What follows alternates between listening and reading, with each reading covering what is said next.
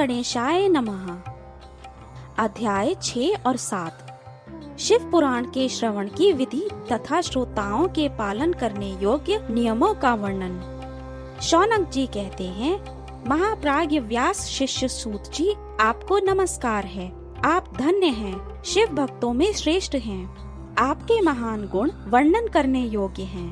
अब आप कल्याणमय शिव पुराण के श्रवण की विधि बतलाइए, जिससे सभी श्रोताओं को संपूर्ण उत्तम फल की प्राप्ति हो सके। सूत जी ने कहा, मुने शौनक, अब मैं तुम्हें संपूर्ण फल की प्राप्ति के लिए शिव पुराण के श्रवण की विधि बता रहा हूँ।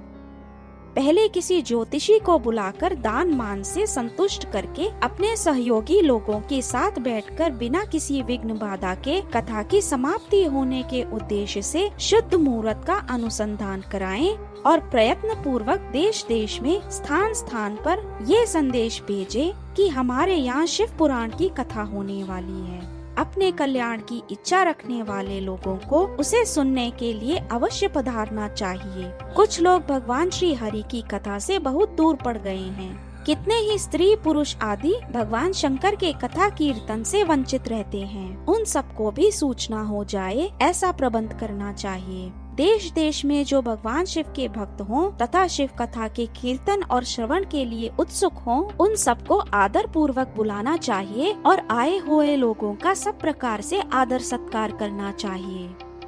शिव मंदिर में, तीर्थ में, वन प्रांत में अथवा घर में शिव पुराण की कथा सुनने के लिए उत्तम स्थान का निर्माण करना चाहिए। केले के खम्भों से सुशोभित एक ऊंचा कथा मंडप तैयार कराएं। उसे सब और फल पुष्प आदि से तथा सुंदर बंधनवार से अलंकृत करें और चारों ओर ध्वजा पताका लगाकर तरह तरह के सामानों से सजाकर सुंदर शोभा संपन्न बना दें। भगवान शिव के प्रति सब प्रकार से उत्तम भक्ति करनी चाहिए। वही सब तरह से आनंद का विधान करने वाली है। परमात्मा भगवान शंकर के लिए दिव्य आसन का निर्माण करना चाहिए तथा कथावाचक के लिए भी ऐसा दिव्य आसन बनाना चाहिए जो उनके लिए सुखद हो सके। मुने, नियम पूर्वक कथा सुनने वाले श्रोताओं के लिए भी यथा योग्य सुंदर स्थानों की व्यवस्था करनी चाहिए। जिसके मुख से निकली हुई वाणी देह धारणी के लिए कामधेनु के समान अभीष्ट फल देने वाली होती है, उस पुराण वेत्ता विद्वान वक्ता के प्रति तुच्छ बुद्धि कभी नहीं करनी चाहिए। संसार में जन्म तथा गुणों के कारण बहुत से गुरु होते हैं, परंतु उन सब में पुराणों का ज्ञाता विद्वान ही परम गुरु माना गया है। पुराण वेत्ता पवित्र, दक्ष, शांत, ईर्ष्या पर विजय पाने वाला, साधु और दयालु होना चाहिए। ऐसा प्रवचन कुशल विद्वान इस पुण्यमयी कथा को कहे। सूर्योदय से आरंभ करके 3:30 पहर तक उत्तम बुद्धि वाले विद्वान पुरुष को शिव पुराण की कथा सम्यक रीति से बांचनी चाहिए। मध्याह्न काल में 2 घड़ी तक कथा बंद रखनी चाहिए। कथा प्रारंभ के दिन से 1 दिन पहले व्रत ग्रहण करने के लिए व्रत को शौर करा लेना चाहिए। जिन दिनों कथा हो रही हो उन दिनों प्रयत्न पूर्वक प्रातः काल का सारा नित्य कर्म संक्षेप से ही कर लेना चाहिए। वक्ता के पास उसकी सहायता के लिए एक दूसरा वैसा ही विद्वान स्थापित करना चाहिए। वह भी सब प्रकार के संशयों को निवृत्त करने में समर्थ और लोगों को समझाने में कुशल हो। कथा में आने वाले विघ्नों की निवृत्ति के लिए गणेश जी का पूजन करें। कथा के स्वामी भगवान शिव की तथा विशेषतः शिव पुराण की पुस्तक की भक्ति भाव से पूजा करें। तत्पश्चात उत्तम बुद्धि वाला श्रोता तन मन से शुद्ध एवं प्रसन्न चित्त होकर आदर पूर्वक शिव पुराण की कथा सुने।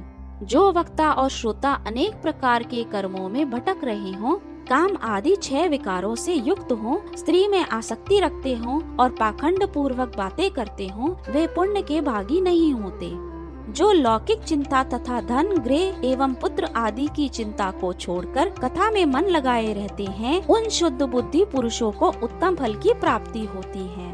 जो श्रोता श्रद्धा और भक्ति से युक्त होते हैं, दूसरे कर्मों में मन नहीं लगाते, मौन, पवित्र एवं उद्वेग शून्य होते हैं, वे ही पुण्य के भागी होते हैं। सूत जी बोले, शौनक, अब शिव पुराण सुनने का व्रत लेने वाले पुरुषों के लिए जो नियम हैं, उन्हें भक्ति पूर्वक सुनो।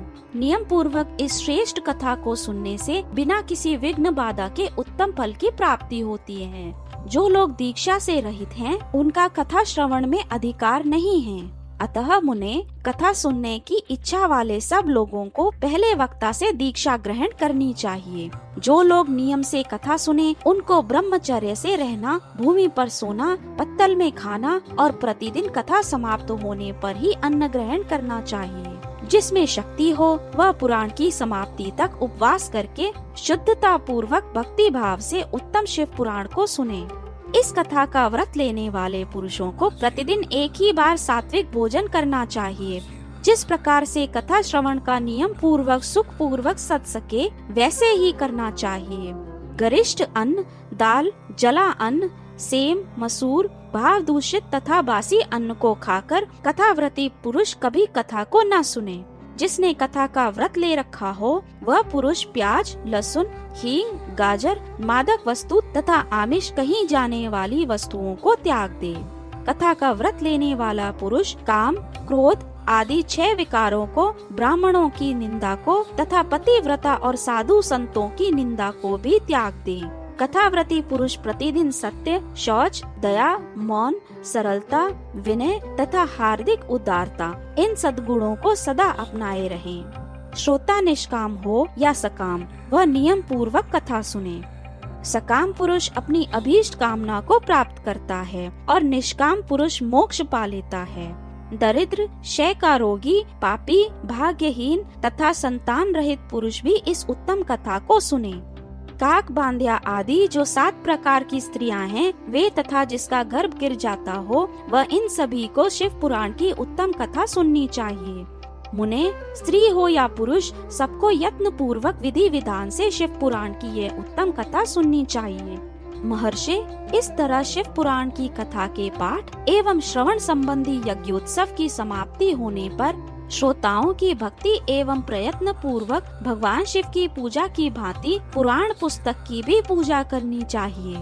तदंतर विधि पूर्वक वक्ता का भी पूजन करना आवश्यक है। पुस्तक को आच्छादित करने के लिए नवीन एवं सुंदर बस्ता बनावे और उसे बांधने के लिए दृढ़ एवं दिव्य डोरी लगावे, फिर उसका विधिवत पूजन करें। मुनि श्रेष्ठ, इस प्रकार महान उत्सव के साथ पुस्तक और वक्ता की विधिवत पूजा करके वक्ता की सहायता के लिए स्थापित हुए पंडित का भी सत्कार करें। वहां आए हुए ब्राह्मणों को अन्न धन आदि का दान करें। साथ ही गीत, वाद्य और नृत्य आदि के द्वारा महान उत्सव रचाएं। मुने, यदि श्रोता विरक्त हो तो उसके लिए कथा समाप्ति के दिन विशेष रूप से उस गीता का पाठ करना चाहिए जिसे श्री रामचंद्र जी के प्रति भगवान शिव ने कहा था। यदि श्रोता गृहस्थ हो तो उस बुद्धिमान को उस श्रवण कर्म की शांति के लिए शुद्ध हविष्य के द्वारा होम करना चाहिए। मुने, रुद्र संहिता के प्रत्येक श्लोक द्वारा होम करना उचित है अथवा गायत्री मंत्र से होम करना चाहिए, क्योंकि वास्तव में ये पुराण गायत्रीमय ही है। अथवा शिव पंचाक्षर मूल मंत्र से हवन करना उचित है। होम करने की शक्ति न हो तो विद्वान पुरुष यथाशक्ति हवनीय हविष्य का ब्राह्मणों को दान करें। न्यून अतिरिक्तता पूर्वक दोष की शांति के लिए भक्ति पूर्वक शिव सहस्त्र नाम का पाठ अथवा श्रवण करें। इससे सब कुछ सफल होता है, इसमें संशय नहीं है, क्योंकि तीनों लोकों में उससे बढ़कर कोई वस्तु नहीं है। कथा श्रवण संबंधी व्रत की पूर्णता की सिद्धि के लिए 11 ब्राह्मणों को मधु मिश्रित खीर भोजन कराएं और उन्हें दक्षिणा दें। मुने, यदि सामर्थ्य हो तो 3 तोले सोने का एक सुंदर सिंहासन बनवाएं और उस पर उत्तम अक्षरों में लिखी अथवा लिखाई हुई शिव पुराण की पोथी विधि पूर्वक स्थापित कराएं। तत्पश्चात पुरुष उसकी आवाहन आदि विविध उपचारों से पूजा करके दक्षिणा चढ़ाएं। फिर जितेंद्र आचार्य का वस्त्र, आभूषण एवं गंध आदि से पूजन करके दक्षिणा सहित वह पुस्तक उन्हें समर्पित कर दें। उत्तम बुद्धि वाला श्रोता इस प्रकार भगवान शिव के संतोष के लिए पुस्तक का दान करे। शौनक, इस पुराण के उस दान के प्रभाव से भगवान शिव का अनुग्रह पाकर पुरुष भव बंधन से मुक्त हो जाता है। इस तरह विधि विधान का पालन करने पर श्री संपन्न शिव पुराण संपूर्ण फल को देने वाला तथा भोग और मोक्ष का दाता होता है। मुने, शिव पुराण का वह सारा महात्म्य जो संपूर्ण अभीष्ट को देने वाला है मैंने तुम्हें कह सुनाया। अब और क्या सुनना चाहते हो? श्रीमान शिव पुराण समस्त पुराणों के भाल का तिलक माना गया है। ये भगवान शिव को अत्यंत प्रिय, रमणीय तथा भव रोग का निवारण करने वाला है। जो सदा भगवान शिव का ध्यान करते हैं, जिनकी वाणी शिव के गुणों की स्तुति करती है और जिनके दोनों कान उनकी कथा सुनते हैं, इस जीव जगत में उन्हीं का जन्म लेना सफल है। वे निश्चय ही संसार सागर से पार हो जाते हैं। भिन्न भिन्न प्रकार के समस्त गुण जिनके सच्चिदानंदमय स्वरूप का कभी स्पर्श नहीं करते, जो अपनी महिमा से जगत के बाहर और भीतर भासमान हैं, तथा जो मन के बाहर और भीतर वाणी एवं मनोवृत्ति रूप में प्रकाशित होते हैं, उन अनंत आनंद घन रूप परम शिव की मैं शरण लेता हूँ।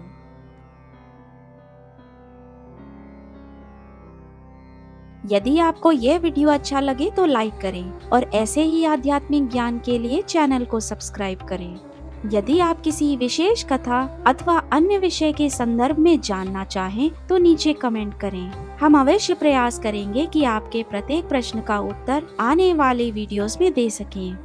हर हर महादेव।